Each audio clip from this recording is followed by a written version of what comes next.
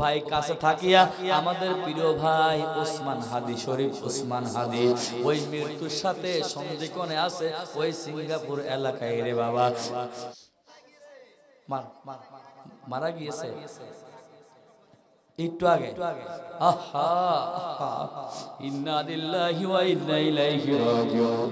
বাংলাদেশের একটা সূর্য সন্তান আল্লাহর বান্দা বাতিলের বিরুদ্ধে উচ্চ গলায় কথা বলছে, এই জন্যই নরপিশাচের দল কতল করছে রে বাবা।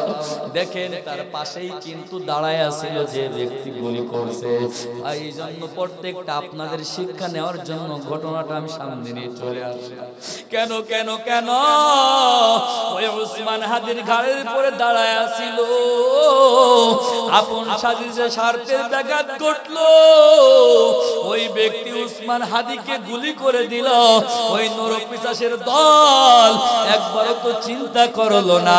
এ কলিজার টুকরা বন্ধু পায়ে ধরে বলিয়া যায়, ওরে দুনিয়ার কেউ বন্ধু নয়, বন্ধু নয়, একমাত্র আমার মালিক, একমাত্র আমার আল্লাহ ছাড়া কেউ বন্ধু নয়। এই জন্য সকলকে বলিয়া যায়, ও বাবা একটু খেয়াল করে শুনিয়া নাও। আমার আল্লাহ কোরআনের ভেতরে বললেন, ফাযকুরুনি আযকুরুকুম ওয়াশকুরুলি ওয়ালা তাকফুরুন। আমার আল্লাহ কি জানায় দেয়, বান্দা তুমি শোনো, আমি ছাড়া দুনিয়ায় কেউ তোমার আপন নয়, আপন নয়, আপন নয়।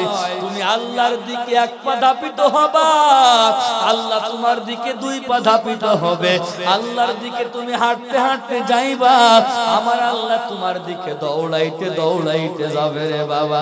এই জন্য প্রত্যেকটা বান্দাকে বলি, আল্লাহ ছাড়া দুনিয়ায় কেউ কারোর বন্ধু নয়, আপন নয়।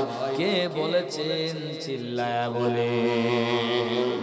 এই জন্য সবসময় উঠতে বসতে চলতে ফিরতে কাকে ডাকবো? আরো জোরে বলেন, আরো জোরে বলেন, কাকে ডাকবো?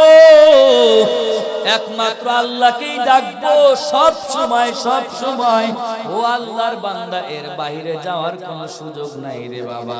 উঠতে বসতে চলে ফিরতে সব সময় একমাত্র কেবলমাত্র আল্লাহকেই আমরা ডাকতে থাকবো।